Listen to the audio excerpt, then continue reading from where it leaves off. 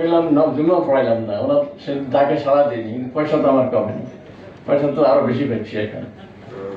এই জন্য আমরা ইমাম সাহেবরা যারা আছি, এক মসজিদে ইমাম সাহেব ইন্টারভিউ দিতে গেছেন, কমিটি বলছে যে আপনাকে বেতন কত দিব, কাজে তাহলে আমার ইমামতি জায়েজ হবে না, আমি তো বেতন নেব না এখানে, আপনারা আমাকে কেন বেতন দেবেন, এই জন্য বেতন নেব না।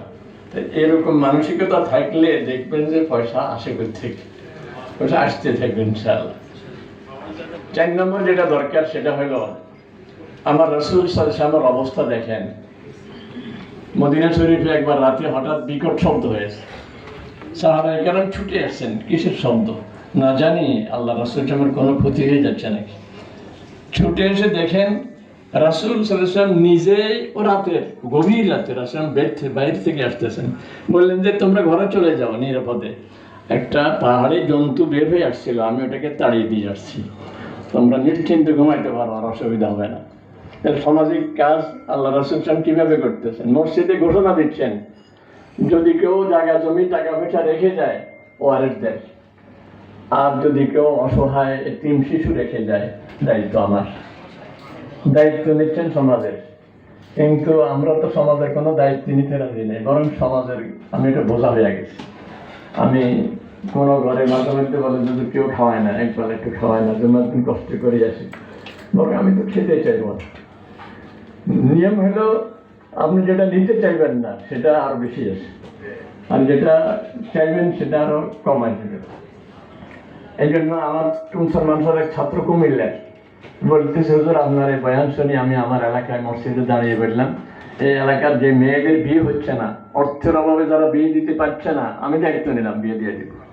হুজুর 13টা মেয়ের বিয়ে দিচ্ছে, টাকা আমার লাগে নাই, টাকা মানুষে দিচ্ছে, আমি নিছি দায়িত্ব শুধু।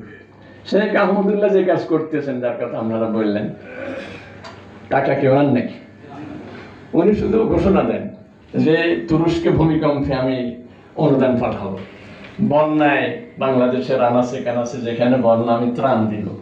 উনি যে কাজ করেছেন বাংলাদেশ সরকারও করতে পারে, উনি শুধু যার কারণে ওনার গ্রহণযোগ্যতা এত বেশি।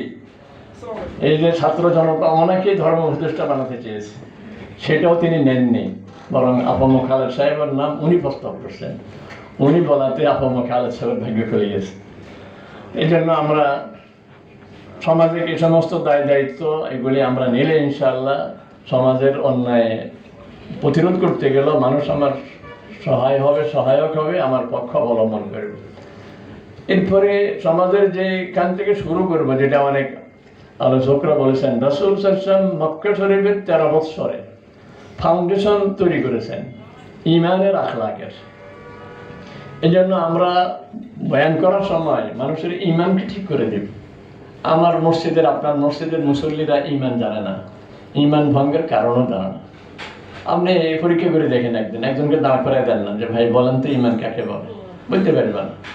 ঈমান ভঙ্গের কারণও জানে না, যার কারণে আমাদের ঈমান খুব দুর্বল হয়ে আছে। আর আখলাকের আলোচনা আমরা খুব কম করি। রাসূল সাল্লাল্লাহু আলাইহি ওয়াসাল্লাম তো ঈমান ঠিক করে দিয়েছেন, আখলাক ঠিক করে দিয়েছেন। আর ওই মক্কার জীবনের লোকগুলোই তারাই আশারায়ে মুবাশশারা, তারাই খোলাফায়ে আরবা'a, তারাই আসল ফাউন্ডেশন, তারাই তো দুনিয়া চমক লাগিয়েছেন। এই জন্য আমরা বয়ানের ক্ষেত্রে, জুমার খুতবার ক্ষেত্রে আমরা ধারাবাহিকতা রক্ষা করব, কোনটাকে আগে গুরুত্ব দিব সেটা আলোচনা করব। এখানে আমাদের সভাপতি মহোদয় বলেছেন যে সপ্তাহে 2টা আখিরাতের, 2টা দুনিয়াবি, এইভাবে করতে পারেন।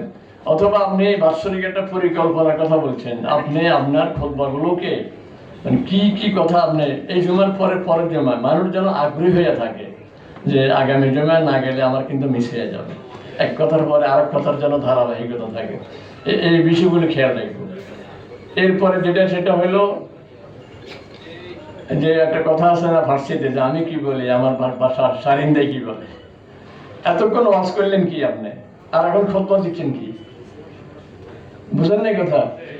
আরবি খুতবা আর এতক্ষণ ওয়াজ, আর আমি মাঝে মধ্যে যে এক মসজিদে নামাজ পড়লে অবাক হয়ে যায়, কিন্তু এতক্ষণ ওয়াজ করলেন কি, খুতবার বিদ্যুৎ এটার ধারে কাছে আমি বলি কি, আমার সারিন্দাই বলে কি।